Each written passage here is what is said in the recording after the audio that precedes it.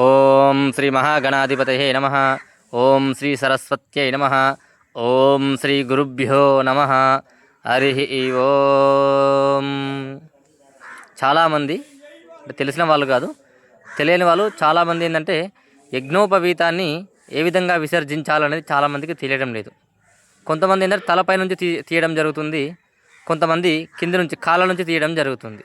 వాస్తవానికి మన శాస్త్రం ఏం చెప్పిందంటే యజ్ఞోపవీతాన్ని ఎగేస్తే బ్రహ్మహత్య పాతం, దిగేస్తే గోహత్య పాపం తగులుతుందని చెప్పారు. అంటే తలపై నుంచి తీస్తే మనకు బ్రహ్మహత్య పాపం చుట్టుకుంటుంది, అదేవిధంగా కింద నుంచి కాళ్ళ నుంచి తీస్తే మనకు గోహత్య పాపం చుట్టుకుంటుంది.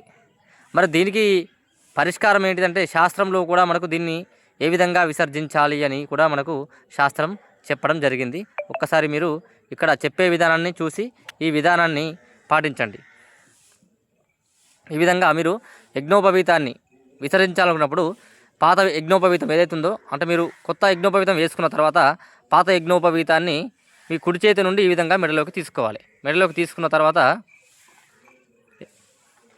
ఈ విధంగా మూడేళ్ళ నుంచి తీసుకోవాలి.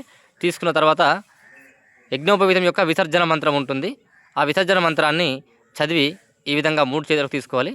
ఇప్పుడు మీకు చూపెట్టినట్టు దానిని ఈ విధంగా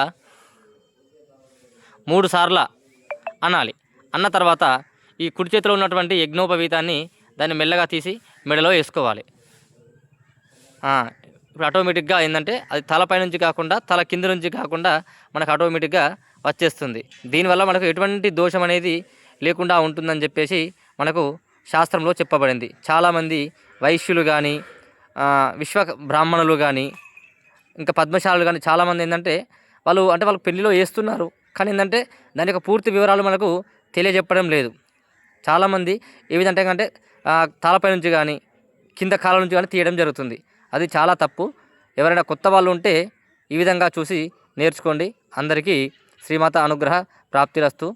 గాయత్రి మాత అనుగ్రహ ప్రాప్తిరస్తు. జయ గురుదత్త. శ్రీమాత్రే నమః.